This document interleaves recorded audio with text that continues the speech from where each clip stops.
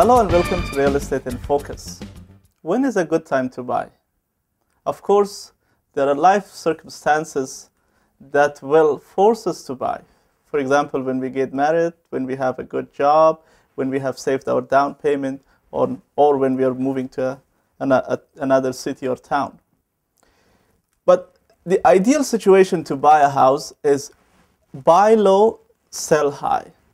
To understand when to buy, we have to understand two important points.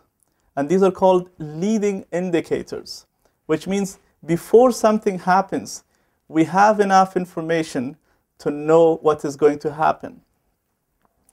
These two indicators are total number of sales. It means how many houses sold this year, compare it with the previous years, and you find out the trend where it is going. If the total number of houses sold is less, it means there is less demand. It means the prices will fall. If it increases, it means the prices will go higher. The second indicator is ratio of sales to new listing.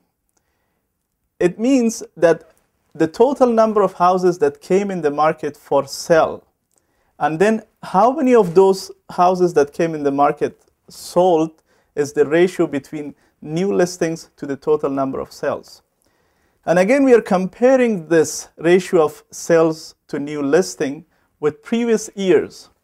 If we see a trend that there are houses coming in the market and people are buying them, it is increasing the total number of houses that are selling, it means the trend is going higher. It means there is a demand. It means the prices will go higher. If this trend is going to be lower, it means there are less number of people interested to buy. That means the trend is going downwards, and eventually the prices will go down.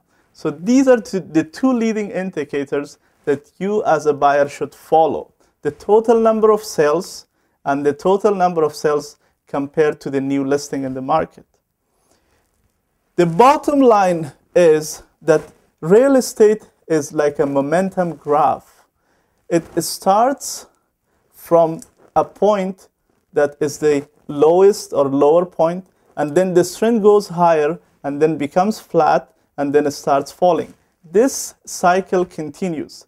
You have to keep following this trend to buy when the graph is starting to rise, and this rise will continue as history has shown for about a decade.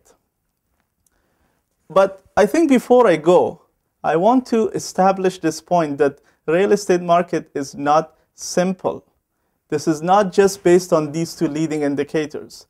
We have interest rates, we have pent-up demand, we have sometimes even external influences such as Olympic Games coming to a city that might affect the price of real estate in that city. But these 2 points, that the total number of sales and the total number of sales compared to the listings in the market, are very profound points to keep in mind before investing in real estate. Thank you, and hopefully this was useful for you.